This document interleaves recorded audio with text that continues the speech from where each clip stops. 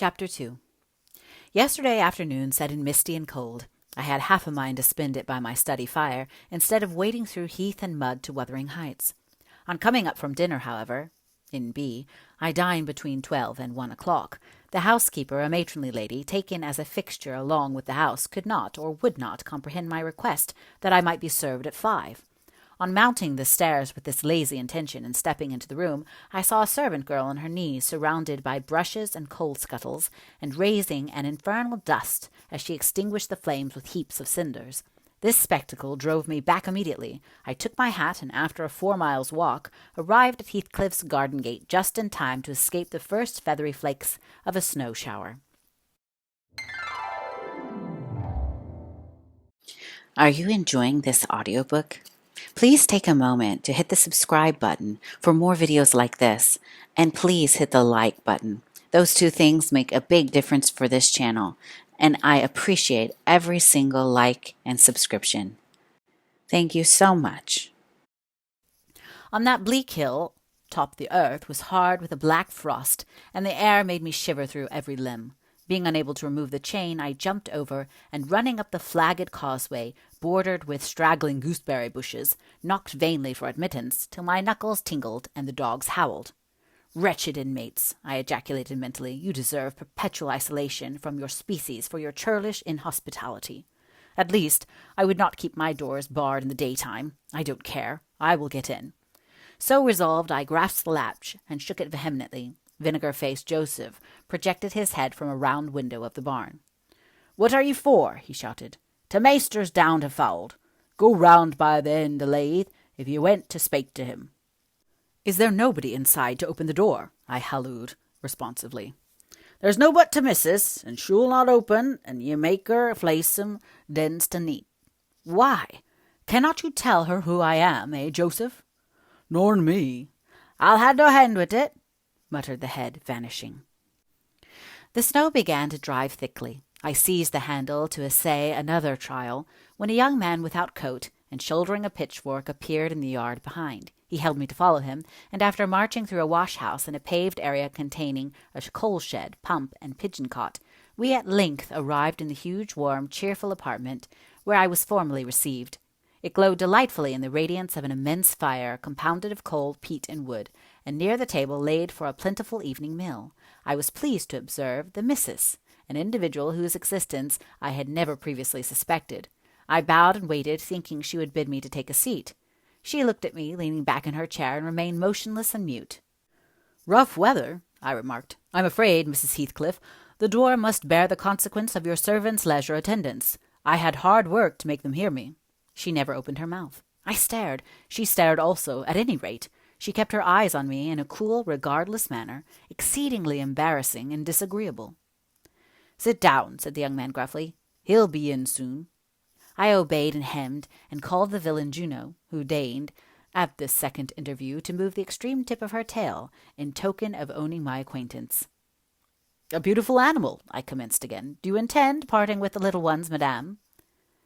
"They are not mine," said the amiable hostess, more repelling than Heathcliff himself could have replied. "Ah, your favourites are among these?" I continued, turning to an obscure cushion full of something like cats. "A strange choice of favourites," she observed scornfully. Unluckily, it was a heap of dead rabbits. I hemmed once more and drew closer to the hearth, repeating my comment on the wildness of the evening.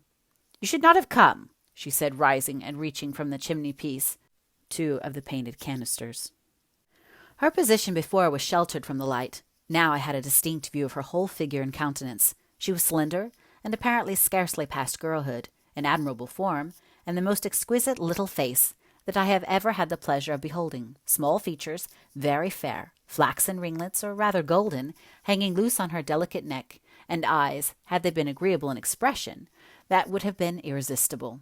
Fortunately for my susceptible heart, the only sentiment they evinced hovered between scorn and a kind of desperation, singularly unnatural to be detected there.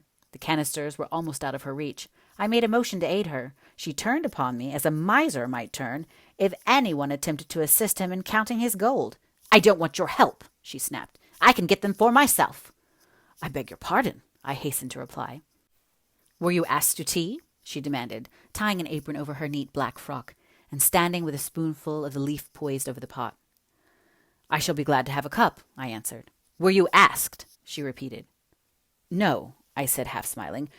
"You are the proper person to ask me." She flung the tea back, spoon and all, and resumed her chair in a pet. Her forehead corrugated, and her red underlip pushed out like a child's ready to cry. Meanwhile, the young man had slung on to his person a decidedly shabby upper garment, and erecting himself before the blaze, looked down on me from the corner of his eyes, for all the world as if there were some mortal feud avenged between us. I began to doubt whether he were a servant or not. His dress and speech were both rude, entirely devoid of the superiority observable in Mr. and Mrs. Heathcliff. His thick brown curls were rough and uncultivated, his whiskers encroached bearishly over his cheeks, and his hands were embrowned like those of a common labourer. Still his bearing was free, almost haughty, and he showed none of a domestic's assiduity in attending on the lady of the house. In the absence of clear proofs of his condition, I deemed it best to abstain from noticing his curious conduct, and 5 minutes afterwards the entrance of Heathcliff relieved me, in some measure, from my uncomfortable state. "You see, sir, I am come according to my promise," I exclaimed, assuming the cheerful, "and I fear I shall be weather-bound for half an hour, if you can afford me shelter during that space." "Half an hour," he said, shaking the white flakes from his clothes. "I wonder you should select the thick of a snowstorm to ramble about in. Do you know that you run a risk of being lost in the marshes? People familiar with the moors often miss their road on such evenings, and I can tell you there is no chance of a change at present." "Perhaps I can get a guide among your lads, and he might stay at the Grange till morning. Could you spare me one?" "No, I could not." "Oh, indeed. Well, then, I must trust to my own sagacity." "Humph! Are you going to make the tea?" demanded he of the shabby coat, shifting his ferocious gaze from me to the young lady. "Is he to have any?" she asked, appealing to Heathcliff. "Get it ready, will you?" was the answer, uttered so savagely that I started. The tone in which the words were said revealed a genuine bad nature. I no longer felt inclined to call Heathcliff a capital fellow. When the preparations were finished, he invited me with, "Now, sir, bring forward your chair," and we all, including the rustic youth, drew round the table, an austere silence prevailing while we discussed our meal. I thought, if I had caused the cloud, it was my duty to make an effort to dispel it. They could not every day sit so grim and taciturn, and it was impossible, however ill-tempered they might be, that the universal scowl they wore was their everyday countenance. "It is strange," I began in the interval of swallowing one cup of tea and receiving another, "it is strange how custom can mould our tastes and ideas. Many could not imagine the existence of happiness in a life of such complete exile from the world as you spend, Mr. Heathcliff. Yet I'll venture to say that, surrounded by your family, and with your amiable lady as the presiding genius over your home and heart—" "My amiable lady!" he interrupted with an almost diabolical sneer on his face. "Where is she? My amiable lady?" "Mrs. Heathcliff, your wife, I mean." "Well, yes. Oh, you would intimate that her spirit has taken the post of ministering angel and guards the fortunes of Wuthering Heights, even when her body is gone. Is that it?" Perceiving myself in a blunder, I attempted to correct it. I might have seen there was too great a disparity between the ages of the parties to make it likely that they were man and wife. One was about 40, a period of mental vigor at which men seldom cherish the delusion of being married for love by girls. That dream is reserved for the solace of our declining years. The other did not look 17. Then it flashed upon me. The clown at my elbow, who is drinking his tea out of a basin and eating his bread with an unwashed hands, may be her husband. Heathcliff, Jr., of course. Here is the consequence of being buried alive. She has thrown herself away upon that boor from sheer ignorance that better individuals existed. A sad pity. I must beware how I cause her to regret her choice. The last reflection may seem conceited. It was not. My neighbor struck me as bordering on repulsive. I knew through experience that I was tolerably attractive. "Mrs. Heathcliff is my daughter-in-law," said Heathcliff, corroborating my surmise. He turned as he spoke, a peculiar look in her direction, a look of hatred, unless he had a most perverse set of facial muscles that will not, like those of other people, interpret the language of his soul. "Ah, certainly, I see now. You are the favoured possessor of the beneficent—" "Very," I remarked, turning to my neighbour. This was worse than before. The youth grew crimson and clenched his fist with every appearance of a meditated assault. But he seemed to recollect himself presently and smothered the storm in a brutal curse, muttered on my behalf, which, however, I took care not to notice. "Unhappy in your conjectures, sir," observed my host. We neither of us have the privilege of owning your good fairy. Her mate is dead. I said she was my daughter-in-law, therefore she must have married my son. And this young man is not my son, assuredly." Heathcliff smiled again, as if it were rather too bold a jest to attribute the paternity of that bear to him. "My name is Hareton Earnshaw," growled the other, "and I'd counsel you to respect it." "I've shown no disrespect," was my reply, laughing internally at the dignity with which he announced himself. He fixed his eye on me longer than I cared to return the stare, for fear I might be tempted either to box his ears or render my hilarity audible. I began to feel unmistakably out of place in that pleasant family circle. The dismal, spiritual atmosphere overcame, and more than neutralized, the glowing physical comforts round me, and I resolved to be cautious how I ventured under those rafters a third time. The business of eating being concluded, and no one uttering a word of sociable conversation, I approached a window to examine the weather. A sorrowful sight I saw, dark night coming down prematurely, and sky and hills mingled in one bitter whirl of wind and suffocating snow. "I don't think it is possible for me to get home without a guide," I could not help exclaiming. "The roads will be buried already, and if they were bare, I could scarcely distinguish a foot in advance. Hareton, drive those dozen sheep into the barn porch. They'll be covered if left in fold all night. And put a plank before them," said Heathcliff. "How must I do?" I continued with rising irritation. There was no reply to my question, and on looking round I saw only Joseph bringing in a pail of porridge for the dogs, and Mrs. Heathcliff leaning over the fire, diverting herself with a burning of bundle of matches which had fallen from the chimney-piece, as she restored the tea canister to its place. The former, when he had deposited his burden, took a critical survey of the room, and in cracked tones grated out, "I wonder how you can fashion to stand there idleness and war, when all on's gone out. But you're not, and it's no use talking. You'll never amend o' your ways, but go a right to devil, like your mother afore ye." I imagined for a moment that this piece of eloquence was addressed to me, and sufficiently enraged stepped towards the aged rascal with an intention of kicking him out of the door. Mrs. Heathcliff, however, checked me by her answer. "You scandalous old hypocrite," she replied. "Are you not afraid of being carried away bodily whenever you mention the devil's name? I'd warn you to refrain from provoking me, or I'll ask your abduction as a special favor. Stop, look here, Joseph," she continued, taking a long, dark book from a shelf. "I'll show you how far I've progressed in the black art. I shall soon be competent to make a clear house of it. The red cow didn't die by chance, and your rheumatism can hardly be reckoned among providential visitations." "Oh, wicked, wicked!" gasped the elder. "May the Lord deliver us from evil." "No, reprobate, you are a castaway. Be off, or I'll hurt you seriously.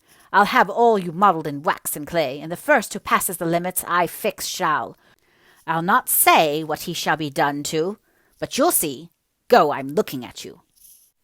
The little witch put a mock malignity into her beautiful eyes, and Joseph, trembling with sincere horror, hurried out, praying and ejaculating wicked as he went. I thought her conduct must be prompted by a species of dreary fun, and now that we were alone I endeavoured to interest her in my distress. "Mrs. Heathcliff," I said earnestly, "you must excuse me for troubling you, I presume because, with that face, I'm sure you cannot help being good-hearted. Do point out some landmarks, by which I may know my way home. I have no more idea how to get there than you would have how to get to London." "Take the road you came," she answered, ensconcing herself in a chair with a candle, and the long book open before her. "It is brief advice, but as sound as I can give." "Then if you hear of me being discovered dead in a bog or a pit full of snow, your conscience won't whisper that it is partly your fault?" "How so? I cannot escort you." "They wouldn't let me go to the end of the garden wall." "You? I should be sorry to ask you to cross the threshold for my convenience on such a night," I cried. "I want you to tell me my way, not to show it, or else to persuade Mr. Heathcliff to give me a guide." "Who? There is himself, Earnshaw, Zillah, Joseph, and I. Which would you have?" "Are there no boys at the farm?" "No, those are all." "Then it follows that I am compelled to stay." "That you may settle with your host. I have nothing to do with it." "I hope it will be a lesson to you to make no more rash journeys on these hills," cried Heathcliff's stern voice from the kitchen entrance. "As to staying here, I don't keep accommodations for visitors. You must share a bed with Hareton or Joseph if you do." "I can sleep on a chair in this room," I replied. "No, no, a stranger is a stranger, be he rich or poor. It will not suit me to permit any one of the range of the place while I'm off guard," said the unmannerly wretch. With this insult my patience was at an end. I uttered an expression of disgust and pushed past him into the yard, running against Earnshaw in my haste. It was so dark that I could not see the means of exit, and as I wandered round, I heard another specimen of their civil behaviour amongst each other. At first the young man appeared about to befriend me. "I'll go with him as far as the park," he said. "You'll go with him to hell," exclaimed his master, or whatever relation he bore. "And who is to look after the horses, eh?" "A man's life is of more consequence than one evening's neglect of the horses. Somebody must go," murmured Mrs. Heathcliff more kindly than I expected. "Not at your command," retorted Hareton. "If you set store on him, you'd better be quiet." "Then I hope his ghost will haunt you, and I hope Mr. Heathcliff will never get another tenant till the Grange is a ruin," she answered sharply. "Hearken, hearken, shoe's cursing on 'em," muttered Joseph, towards whom I had been steering. He sat within earshot, milking the cows by the light of the lantern, which I seized unceremoniously, and calling out that I would send it back on the morrow, rushed to the nearest postern. "Maester, maester, he's stealing the lantern!" shouted the ancient, pursuing my retreat. "Hey, Nasher! Hey, dog! Hey, wolf! Hold him! Hold him!" On opening the little door, two hairy monsters flew at my throat, bearing me down and extinguishing the light, while a mingled guffaw from Heathcliff and Hareton put the copestone on my rage and humiliation. Fortunately, the beasts seemed more bent on stretching their paws and yawning and flourishing their tails than devouring me alive, but they would suffer no resurrection, and I was forced to lie till their malignant masters pleased to deliver me. Then, hatless and trembling with wrath, I ordered the miscreants to let me out, on their peril to keep me 1 minute longer, with several incoherent threats of retaliation that in their indefinite depth of virulence smacked of King Lear. The vehemence of my agitation brought on a copious bleeding at the nose, and still Heathcliff laughed, and still I scolded. I don't know what would have concluded the scene had there not been one person at hand rather more rational than myself, and more benevolent than my entertainer. This was Zillah, the stout housewife, who at length issued forth to inquire into the nature of the uproar. She thought that some of them had been laying violent hands on me, and not daring to attack her master, she turned her vocal artillery against the younger scoundrel. "Well, Mr. Earnshaw," she cried, "I wonder what you'll have aget next. Are we going to murder folk on our very doorstones? I see this house will never do for me. Look at the poor lad, he's fair choking. Whisht, whisht. You won't go on so. Come in, and I'll cure that. There now, hold ye still." With these words she suddenly splashed a pint of icy water down my neck, and pulled me into the kitchen. Mr. Heathcliff followed, his accidental merriment expiring quickly in his habitual moroseness. I was sick exceedingly, and dizzy and faint, and thus compelled perforce to accept lodgings under his roof. He told Zillah to give me a glass of brandy, and then passed on to the inner room, while she condoled with me on my sorry predicament, and having obeyed his orders, whereby I was somewhat revived, ushered me to bed.